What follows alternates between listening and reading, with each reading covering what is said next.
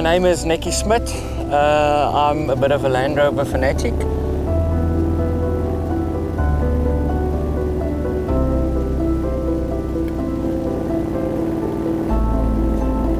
This morning when I drove it, you're just sort of wondering, or then you're realizing again how far ahead they were of anything else in the time. Back in the 70s, everything had leaf springs, they had terrible motors. There wasn't really anything that you can go and buy back then that did what these cars did. I think British Leyland back then hit it spot on. They overshot by a long way of what they expected the response to be. Unfortunately, they had a lot of financial troubles back then in the British Leyland group. So the best thing ever to happen for Range Rover was when British Leyland left the group and they went on their own with Land Rover.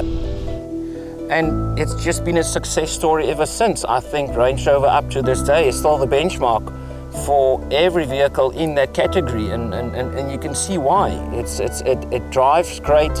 It's something that you can go and drop the kids off at school back in the 70s and go around to the co-op, drop the tailgate, put in some poles, go put up a fence.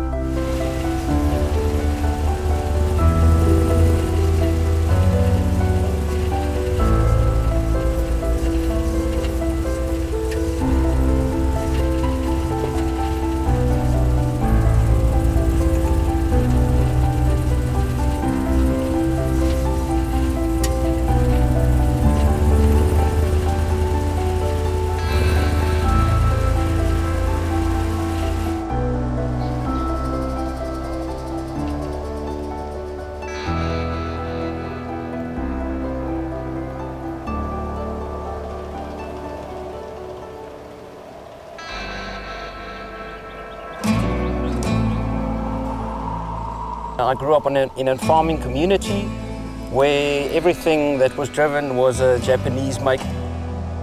And being a bit of a rebel, I looked around for a 4x4, and so in the year 2000 I found this very cheap Land Rover Series 2, which I bought.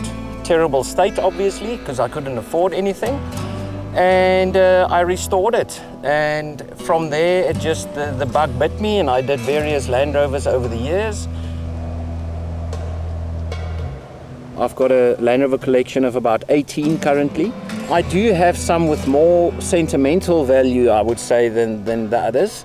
I got a Land Rover lightweight that was owned by Jonas Savimbi from Angola, so you can't really replace that.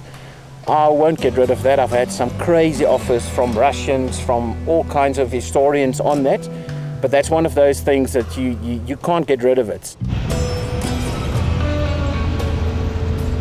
And as the years went by, I sort of started getting a liking in the Range Rovers, and I bought my first Range Rover Classic 3-door in 2012.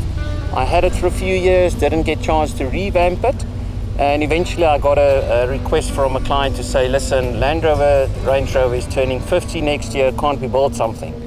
And he brought me his Range Rover, and we decided to build 2 of them, and this is one of the end results that came out of it.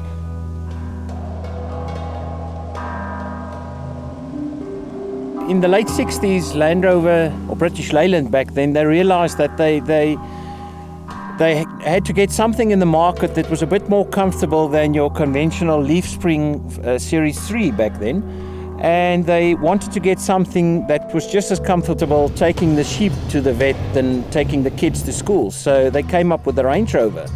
Everything back then was leaf sprung, so this was the first ever Land Rover to be built with coil springs, which made a huge difference, and they got it so spot on, and they really did it so well, and that contributed to the success story of Range Rover Classic. This particular Land Rover, or Range Rover, came to us also from the West Coast, pretty much rusted and gone. Two-owner vehicle, very nice. It had the original owner's manuals in there. It still had a tape deck radio with the box full of old cassette decks in there. And we basically stripped the whole thing down. When we sent the bodywork for sandblasting, got quite a few surprises. But in the end, it turned out quite all right. Replaced most of the parts on it. Everything mechanically was refurbished on it. The bodywork, everything that needed replacement wasn't repaired, it was replaced. And yeah, I think in the end result came out pretty good. I'm pretty happy with it.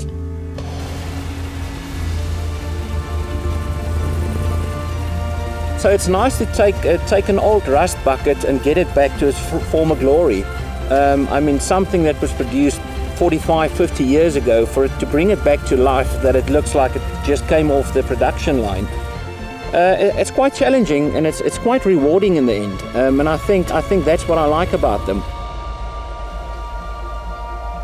That's quite a satisfying feeling to have.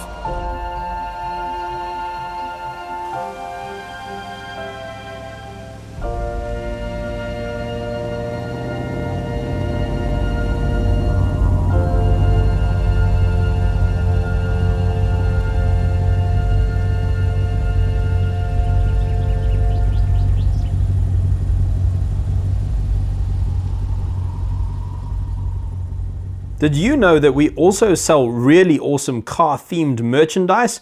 Check out our range of custom t-shirts and prints at our online store now. Simply click on the square box on your screen and we'll take you there, or the link is in the description below.